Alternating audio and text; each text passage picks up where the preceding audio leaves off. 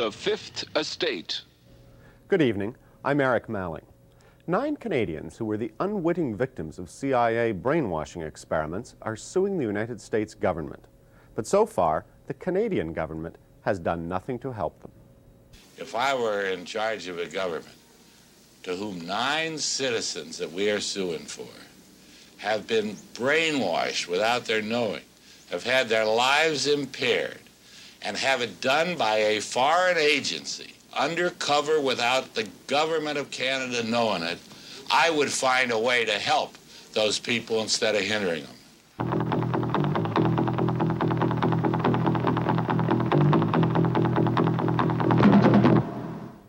4 years ago, there were some startling revelations about the activities of the CIA in Canada. The American Intelligence Agency had paid for a series of brainwashing experiments under a project codenamed MK Ultra. The tests were conducted in secret in the United States and in Canada at a mental hospital attached to McGill University. Experimental drugs, including LSD, were administered to human guinea pigs. The patients were never told that their treatment was part of a CIA experiment. 9 Canadians are now suing the U.S. government for $1 million apiece. They charge that their lives were disrupted forever as a result of the brainwashing. Despite the fact that the CIA operated secretly in Canada to fund these medical experiments on Canadian citizens, the federal government in Ottawa has joined hands with the government in Washington to hold back vital information which might at last reveal all the sordid details. In Winnipeg, Val Orlico spends a lot of time tending her plants. It's one of the few hobbies she has left. She used to devour books and write long letters. Now she can't concentrate on a book for more than a single page, and writing a letter is beyond her. She's on medication 24 hours a day. If she wasn't married to David Orlico, an NDP member of Parliament, she might never have learned the full story of what happened to her. That's very good. I better get out the tomatoes and the green pepper and... In 1956, suffering from depression after childbirth, Mrs. Orlico was referred by her Winnipeg doctor to a top psychiatrist in Montreal. Unknowingly, she was about to become part of a cruel CIA experiment, codenamed MK Ultra. In Langley, Virginia, outside of Washington, stands the headquarters of the Central Intelligence Agency, protected by walls of secrecy as high as the trees. Stored inside computers like this one is what's left of the CIA files on the MK Ultra project. Convinced the Soviets and Chinese had perfected brainwashing during the Korean War, the agency sought to perfect its own techniques, both to protect its agents and to use as a weapon. Who did you meet with in the safe house? The CIA man overseeing the project was John Gittinger. There was continued pressure put upon anybody within the agency in connection with trying to explain or understand brainwashing. So we were charged with rather an elaborate attempt to try to find out chemical, psychological, any kind of means that people could use to influence the behavior of the people. In Montreal, on the side of the mountain overlooking the city, stands an ancestral home bearing a name worthy of an Edgar Allan Poe horror tale, Ravens Crag. Donated to McGill, Ravens Crag became the Allan Memorial Institute for the Treatment of Mental Illness. Here the CIA channeled money for MK Ultra, Subproject 68, which became a real-life horror tale. The project chief in Montreal was Dr. Ewan Cameron, world-renowned chairman of the Department of Psychiatry at McGill and director of the Allan Memorial Institute. The CIA secretly funded the medical experiments through a front in New York City called, of all things, the Society for the Protection of Human Ecology. Documents show that the agency had been impressed with earlier work done at McGill in sensory deprivation, work that was useful in designing sophisticated torture techniques later on. But at the time, brainwashing looked even more promising, and Dr. Cameron was the perfect one to carry out the work, an American citizen with a world-class reputation, operating outside of the United States. Dr. Cameron certainly had the credentials. At various times, president of the Canadian, the American, and even the World Psychiatric Association. These are the days and hours are the occasions. In an address to colleagues from around the world, Cameron showed that he certainly knew the potential of the human mind, for good and bad. And it is his mind, no less, which may destroy mankind. Val Orlico came to the Allan for her postpartum depression. Everybody in the hospital was very much in awe of Dr. Cameron, and he strode the halls like a giant. And people would say, oh, there but for God goes God. And to me, I thought, how could he possibly ever take me for a patient? Who am I? I mean, this great man who's done all these marvelous things. And boy, I better work hard, and I better do everything that he tells me to do. And, you know, I don't want to lose this opportunity to get well. Like Mrs. Orlico, Mrs. Janine Huard of Montreal came to Dr. Cameron depressed after childbirth. The depression was made worse by a hearing problem that coincided with the birth of her child. She, too, was in awe of Dr. Cameron. He was a very, very impressive man. And I was told he was the best doctor in North America. So he would look at you a few minutes, ask you a few questions, and then proceed with the treatments. But I never saw him once in all the times that I saw him that I wasn't afraid. Every time I went down to his office, I would shake with fear. And every time I'd see him coming down the hall, I'd shake with fear. But I adored him. Dr. Elliot Emanuel knew Cameron. He was an authoritarian, ruthless, power-hungry, nervous, tense, angry man. Not very nice. At Ravenscraig, Dr. Cameron went further with drugs and electric shock treatments than any of the U.S. researchers in the MK Ultra project dared. His aim was to wipe the mind clean. Then he would implant new messages by forcing the patient to listen to a hypnotic repetition as many as 250,000 times. This was called psychic driving. Most of the drugs used in the program were experimental, and some dangerous. There was the tranquilizer Artane, a paralysis-inducing anectine, and curare, which pygmies tipped their arrows with to paralyze victims. Bulbocapnan, another experimental tranquilizer, and lysergic acid diethylmide, the hallucinogen LSD. In her room at Ravenscraig, Mrs. Orlico waited for her first treatment. Well, I saw a tray with hypodermic, with a needle, a syringe, and the card on it had my name, so I looked a little more closely, and it was lysergic acid diethylamide. And my husband was a druggist, and I knew a lot of drugs, but I'd never heard of that one. And so I phoned a friend, and who was a psychiatric nurse, and I said, do you know what it is? And she said, I never heard of it. But she had a friend who was a psychiatrist, so she phoned her friend, and she called me back, and she said, he said that this stuff causes poisonous psychosis. She said he said not to take it.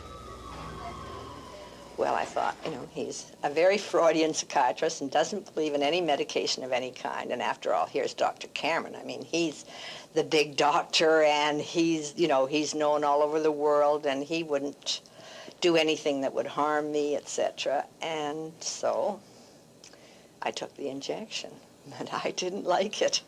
And it really did create a poisonous psychosis.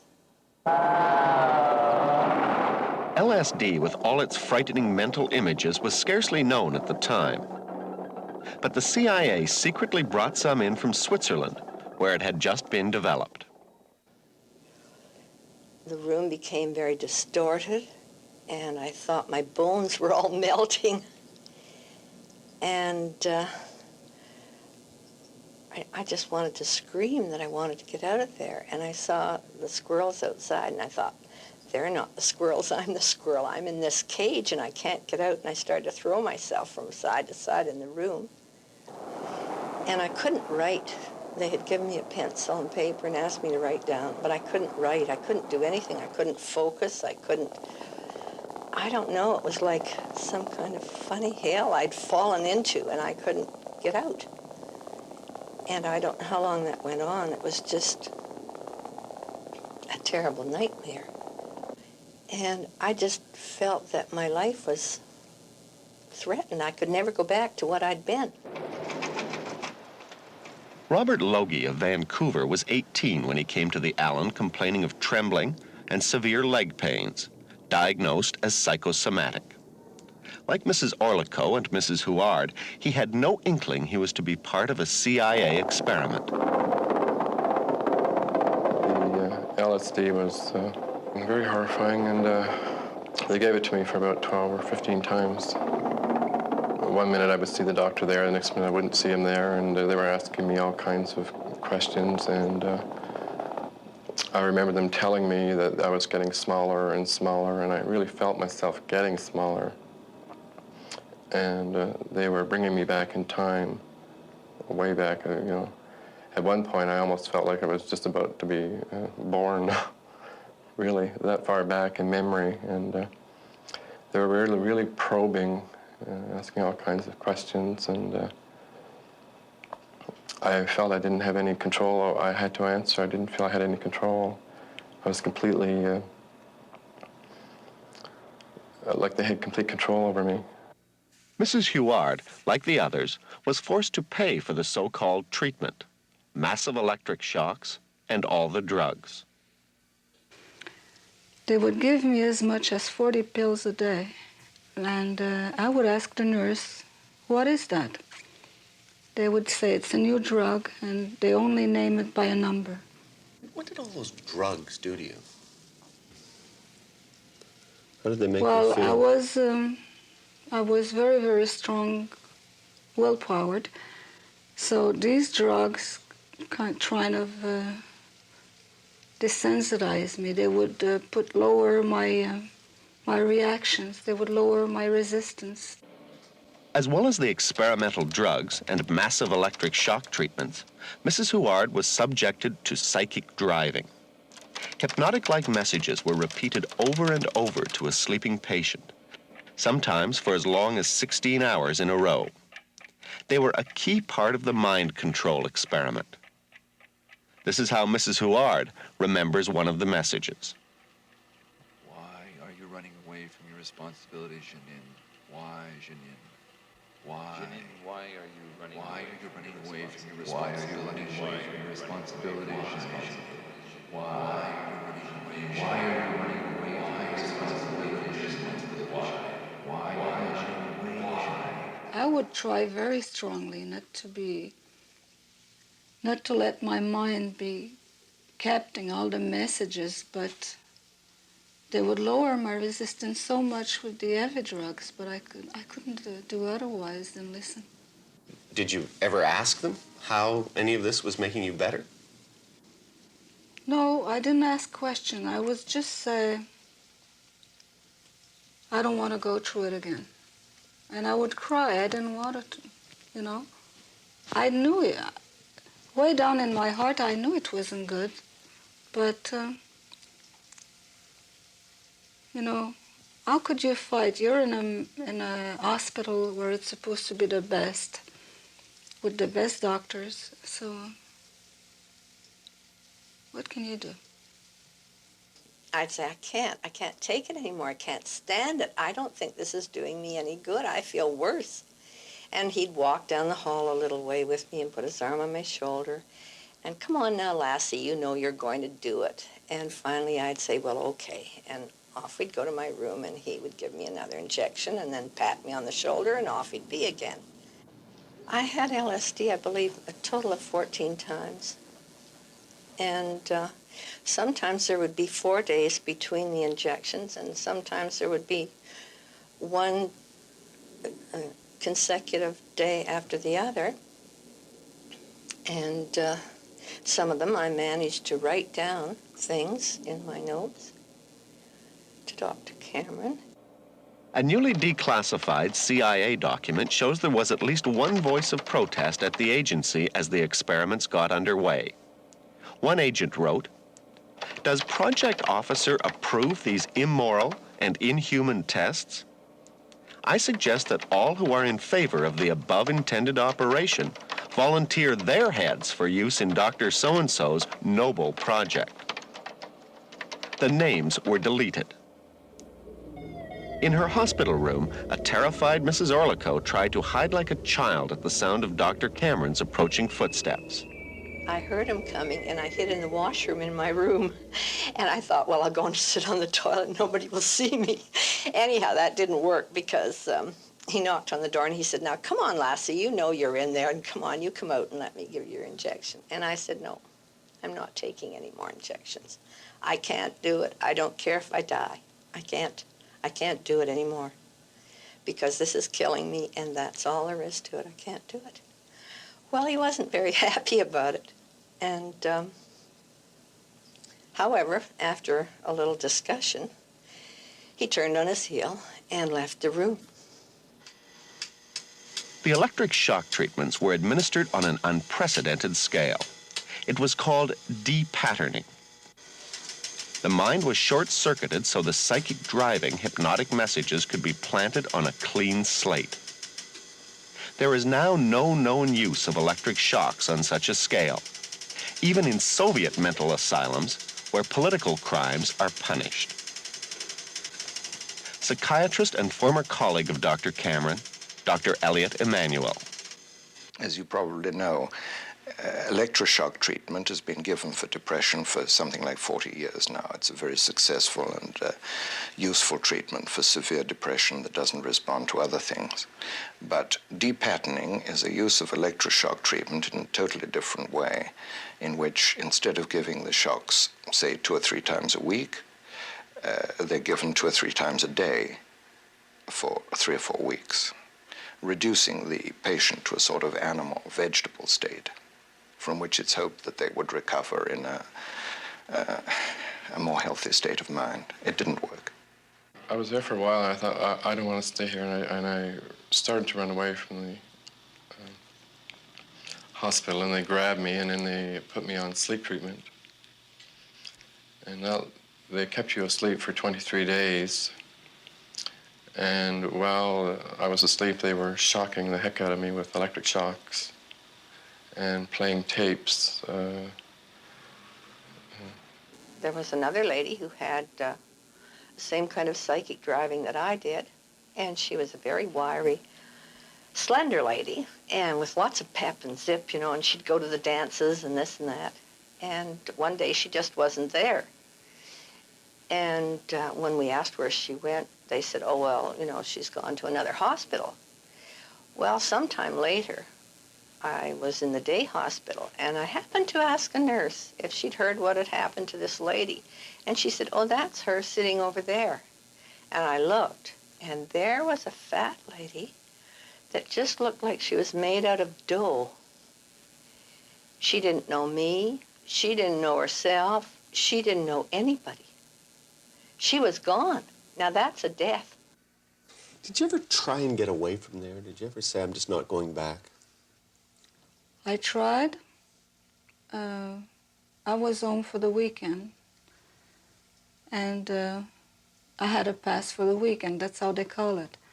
So when I was there, I said, "I'm not going back there." So I telephoned, or somebody else in the house telephoned, and they said, "If you're not coming back, we're sending the police after you." So I remember being so upset. I was crying. I didn't want to go in. And it was really like a concentration camp. There was a gentleman who jumped off the roof of the Allan.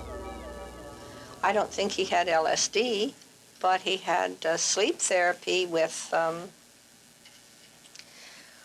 psychic driving, you know, with the driving tapes under his pillow. And they told him he was going to go home. And he'd just come out of sleep therapy. And he just jumped. He said, went around, big smile on his face, said goodbye to everybody, went up on the roof and jumped off and landed at the back door of the Allan, which was a dreadful, awful thing. I don't think he was more than 30. And he was just gone. Just gone. And there was this big washed area at the back door. Nobody would go in and out of that back door for a long time. And everybody in the hospital spoke in hushed tones, and everybody was affected. They would not talk about it. It was as though it did not happen. In 1973, all MK Ultra files under the control of the Technical Services Division Chief of the CIA were ordered destroyed by the director, Richard Helms. But in a bureaucracy as vast as the Central Intelligence Agency, it's difficult to destroy everything. And the damning evidence of the Cameron Project surfaced after a Freedom of Information Act suit. It revealed Mrs. Orlico had reason for her nightmares and her doubts. I've heard that it was the most brutal program under MK Ultra in the States and in Canada. That this was the most brutal. It was an awful feeling to realize when I found this out that the man whom I had thought cared about what happened to me didn't give a damn. I was a fly, just a fly. Her husband, David Orlico, NDP Member of Parliament for 22 years, remembers the cost. We had Blue Cross coverage, but we didn't have, but Blue Cross did not cover treatment in a mental hospital. So what we did after the first year was to sell the house, which was really the only money that we had. And my daughter and I moved in with Al's mother. And we stayed there almost 3 years. It was tough, but the financial cost was really a small part of the cost. If you're talking about cost, it really disrupted our lives. Mrs. Orlico sued the Allan Memorial Institute, and last year it quietly settled out of court for $50,000. But that's only the amount she estimates she had to pay for what she thought was treatment. Apart from giving Mrs. Orlico her money back, the Allan has done nothing to compensate Cameron's other victims. But in the U.S., a former CIA director, Stansfield Turner, promised the Congress the agency would try and track down victims of the MK Ultra project in both Canada and the U.S. so they might get compensation. The CIA wrote the Allan this recently declassified letter. Addressed to Maurice Danger, then director, it said, "It has been our understanding that there are no remaining records of Dr. Cameron's research that might reveal the identities of patients under his care during the time period in question. However, by way of leaving no stone unturned, we now inquire whether this information might be reconstituted through patient records, financial records, or other hospital records. Sincerely yours, Daniel B. Silver, General Counsel, CIA." So even the CIA made some effort to find the victims, but little help from Montreal. There is no record of the Allan ever attempting a search of all its medical records, although Cameron's successor admits it would be easy enough to do. CIA documents show that 53 people in Montreal were subjected to the MK Ultra experiments, but only 9 of those have been positively identified. Apart from Orlico, Huard, and Logie, there were 3 Montreal housewives, one of whom is now institutionalized. There's a Montreal businessman who never really got his life together again after the experiments, and another man who's been destitute for most of the time since. Ironically enough, one of the victims is now a psychiatrist practicing in Eastern Ontario. She obviously functions well enough, but after the experiments, 10 years of her memory was wiped right out. The McGill project was abruptly terminated in 1964, and so Dr. Cameron returned to the United States. 3 years later, he died suddenly of a heart attack. Subsequent evaluation of Cameron's work in Montreal by his successor showed that the intensive shock therapy was not only medically useless, but potentially dangerous. Cameron, though, never revealed how much he knew about the CIA sponsorship of his work.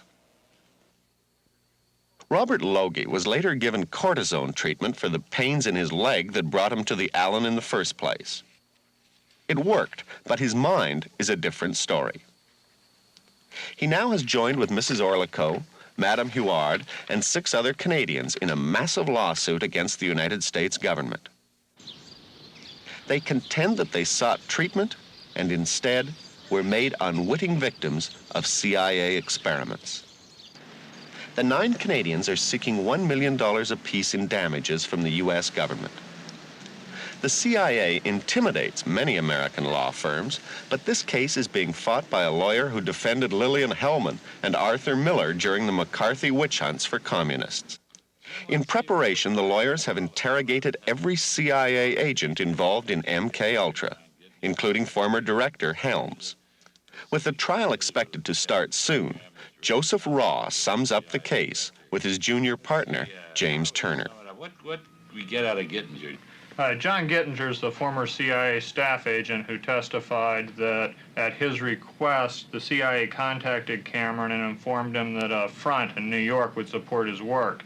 As a result of that, Cameron received CIA funds to finance the LSD and brainwashing experiment. In other words, Cameron, all he did was what the CIA was in effect asking him to do. Yeah. And what he said he was going to do, and he did it. And then they paid him money for it. And then what about Gottlieb now? We got a lot of stuff out of Gottlieb. Here's one of his depositions. We got him, I take it. He said, I'm going to wash my hands of this. I'm approve the project, but I don't have to take care of the Canadian citizens who are going to be affected. Is that fair? That's fair. He admitted that they took no steps whatsoever to guarantee that people wouldn't be injured if it could be avoided, or to make sure that people even knew that they were participating in an experiment. Well, this guy Gottlieb's got quite a record, doesn't he, on negligent action ahead of time. I mean, before this ever... He was personally involved in an experiment that resulted in the death of a U.S. Army... Is that the one where they put the LSD in the Cointreau of a guy named Olson? Yeah, and then he jumped out of a window and committed suicide in New York City. They managed to cover that up, too. I like a man who was general counsel of the CIA. His name's Larry Houston. And at that time, he said this was culpable negligence. He was a general counsel. And they went on, left a guy on the job who had been guilty, according to their own lawyer, of culpable negligence. What about Helms? We took his deposition, too. It's right here. Yeah, it's an awful thick deposition. He didn't remember a whole lot. There's a major case of forget-me's. The only thing that we really got out of him was that he instructed Gottlieb, the CIA's Dr. Gottlieb, to destroy the records. When the story broke about the covert CIA activities on Canadian soil, the United States sent a formal apology to the Trudeau government. But External Affairs Minister Allan McEachin has refused to release that document to Mrs. Orlico and the others in the lawsuit. This declassified State Department letter shows why. Addressed to the Canadian Embassy, it reads, "This is with reference to your request for the views of the U.S. intelligence community concerning possible release by the Canadian government of certain documents relating to the Orlico matter. Your request was given careful review, on the basis of which it has been requested that the Canadian government withhold from public disclosure the documents in question." We've moved heaven and earth to get the correspondence and the documents and the discussions between the Canadian government and the United States. The United States won't give it to us because they're covering up their wrong. The Canadian government won't give it to us because they're scared of the United States government.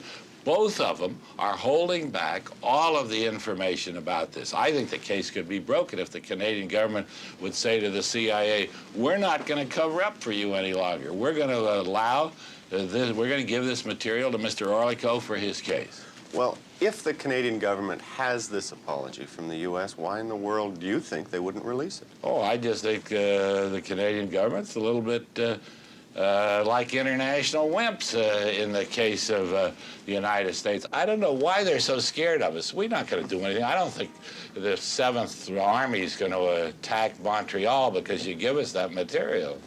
I understand, though, that the American position is that this kind of CIA material can't be released for national security reasons. Maybe that's true.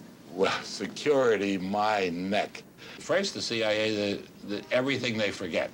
Then when they have to stop forgetting, because it's ludicrous, then they say it's all national security. What is national security about the apologies of the United States to Canada? They get very belligerent, the Canadians, with the Russians when they shoot down the 007 with some Canadian citizens. But when the CIA covertly does something to all the citizens, ruined the lives of many of these citizens, well, the Canadian government's doing nothing. I don't know why. Canada made forceful representations on behalf of the Toronto businessman who was kidnapped by bounty hunters taken back to Florida. That wouldn't indicate that they're afraid to make a ruckus down here. That was a pretty easy situation. I mean, my God, you kidnap a Canadian and take him to the United States, heavens above. And furthermore, who do you have to fight there? A couple of bounty hunters. Here you're fighting the CIA. That scares Canada. I'm surprised that if your case is as strong as you say, that the American government isn't trying to get an out-of-court settlement, pay out a bunch of money, and just hope it'll go away. When the CIA went into this brainwashing stuff, what they call the MK Ultra program, when they went into that, they injured lots more people than the 9 we are suing for. They injured a great many other people. Here in the United States? Here in the United States. They may feel that they've got so many skeletons in their closet that settling with us, even though we're clearly right and they would like it to go away, would hurt them as a precedent. I can't think of any other reason that they're being so really rough on us. I think there is a duty on the government to release, in a matter such as this, all of the information it has. Allan Lawrence is the conservative justice critic in the Commons. There's been government complicity or government negligence, so be it, you know. It's far better to make a full disclosure and a full confession of your sins in a matter such as this. It's always a difficult thing for anybody to sue a government or sue an agency of a government. And if you don't have the cooperation of your own government in doing it, you have a few strikes against you right off the bat. If the process was reversed, if it was some sort of a secretive Canadian operation taking place in the United States, I'm sure all hell would break loose down there as far as beating of breasts and waving of flags and whatnot. If the material came from the States, perhaps they're bound by, if not law, good manners to not turn it over if the source of the information doesn't want it turned over. I don't know about manners. I don't know about international manners very much. But I know this. If I were in charge of a government to whom 9 citizens that we are suing for have been brainwashed without their knowing, have had their lives impaired, and have it done by a foreign agency, undercover without the government of Canada knowing it, I would find a way to help those people instead of hindering them. We tried to ask External Affairs Minister McEachin why the government of Canada is not helping these Canadian citizens who are victimized by agents of another country. But for more than 2 months, Mr. McEachin has been unavailable to discuss the matter. What do you want to tell Mr. McEachin, for example, about what happened to you? How you feel about it now? I would tell him to try what we've been through and see what he would have to say after. Because only when you go through such an experience, one can say how bad it can be and how painful. I'd say, come on, get off your horse and help us. We need some help from our government. We are innocent victims of something that happened that should never have been. And you can't make it. You can't put us back where we were. But at least do something to help us now. Do something to stand up and say this can't happen in Canada. What can you possibly get for your clients out of this case? You can't get their health back. That's not possible. And they're older people, and some of them may die during this stonewalling by the CIA. And some of them may get worse. One of them, at least, is in an institution now. I mean, the thing is very much needing of speed by the to get recompense. You can get some money. That's all you can get. That's all you can get when a doctor misoperates on you. You don't get your health back. There's no way we can get their health back. But what we can get them is some funds to help ameliorate their old age with the damage that's been done to them by this lousy performance that occurred through the CIA by Dr. Cameron mistreating them and hurting them. One thing which triggered Mrs. Huard's initial depression was growing deafness in one ear. That was later corrected with minor surgery. But no surgery can undo Dr. Cameron's work at Ravenscraig. I cannot go to sleep without any medication.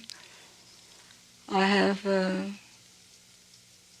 migraine headaches that last for a week at the time.